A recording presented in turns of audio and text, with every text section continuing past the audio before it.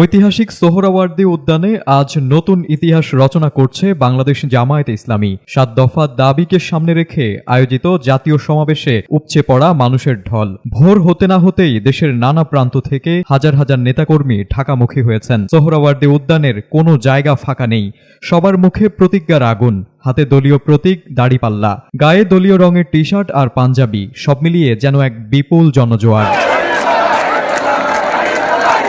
Shahbag, TSC, Nilkhet, Bangla motor, প্রতিটি মোড়ে মোড়ে এখন জামায়াতপন্থীদের সরব উপস্থিতি। যারা ঢাকার বাইরে থেকে এসেছেন তারা লঞ্চ, বাস, ট্রেনে করে পাড়ি দিয়েছেন শত শত মাইল। জাতির সামনে ৭ দফা দাবিকে তুলে ধরতেই এই মহাসমাবেশ।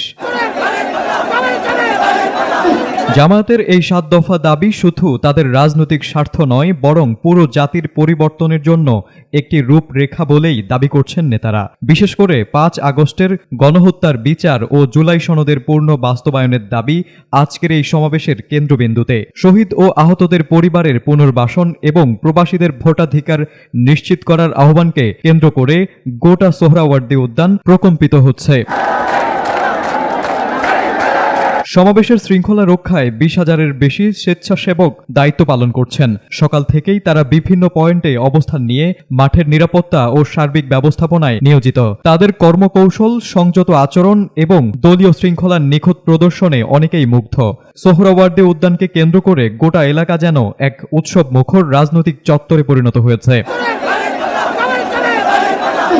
জামায়াত দাবি করছে এই সমাবেশ কোনো দলীয় চাওয়া নয়, এটি একটি জাতীয় দাবি। পিআর পদ্ধতির ভোট, রাজনৈতিক লেভেল প্লেয়িং ফিল্ড, এসব দাবি বাস্তবায়ন না হলে জনগণের অধিকার কখনোই প্রতিষ্ঠিত হবে না। আজকের জনসমাগম সেই পরিবর্তনের সূচনা বিন্দু হতে পারে, এমনটাই বিশ্বাস অনেকের।